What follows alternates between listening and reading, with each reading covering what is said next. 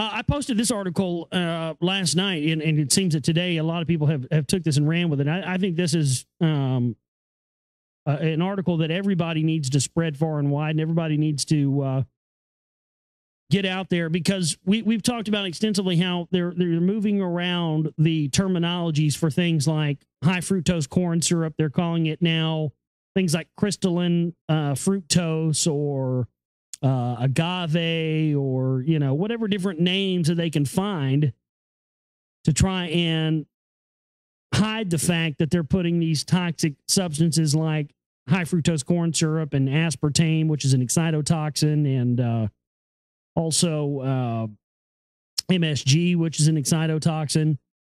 And they're just moving this stuff around where they're changing the name so that we don't even know what's in it and what's not. And now they're doing this new thing where they're developing new excitotoxins that they're putting in the food. And because they are not seen as a threat and people don't know about them yet, and because of some loophole in the USDA or the FDA or something, they don't even have to put the name of these new substances in the products. Now listen to this.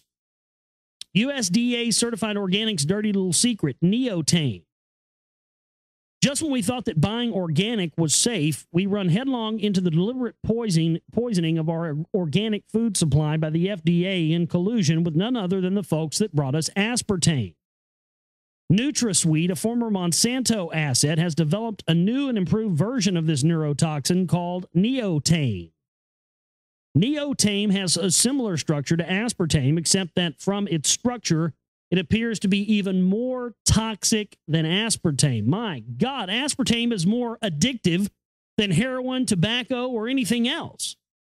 Go out and watch some of these videos where you see people going through the withdrawals from aspartame. So you're telling me they've come up with something now, Neotame, which is even more toxic than aspartame, and yet they don't even have to tell you they're putting it in this stuff? My God. This potential increase in toxicity will make up for the fact that less will be used in diet drinks. Like aspartame, some of the concerns include gradual neurotoxic and immunotoxic damage from the combination of the formaldehyde metabolite. Well, that's what aspartame does. It turns into formaldehyde in your system. All you Diet Coke drinkers out there, I drink sodas too, but my God, just don't drink the diet shit, please. And the excitotoxic amino acid. But surely this product would be labeled, right? Not so.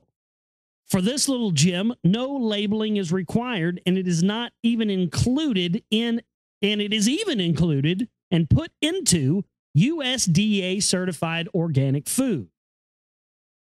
The food labeling requirements required for aspartame have now been dropped for Neotame, and no one is clear why this was allowed to happen. Neotame has been ruled acceptable and without being included on the list of ingredients for USDA certified organic food items and certified kosher products with the official letter K inside the circle on labels. Let me make this perfectly clear. Neotame does not have to be included in any list of ingredients. So if you buy processed food, whether USDA certified organic or not, that food most likely will contain Neotame because it is cost effective. And since no one knows it is there is no public backlash similar to what is happening with aspartame. A win-win situation. And I'm sure Rumsfeld's just salivating at the fucking mouth over this one. I don't care how many people it kills. I want it on the damn market, he said about aspartame when he worked for Cyril. But that's not all. Just love chowing down on that delicious steak, huh? Well, that cow most likely will have been fed with feed containing, you guessed it, Neotame, a product called Sweetos, which is actually composed of Neotame, is being substituted for molasses in animal feed. Jesus, God almighty, we are under attack.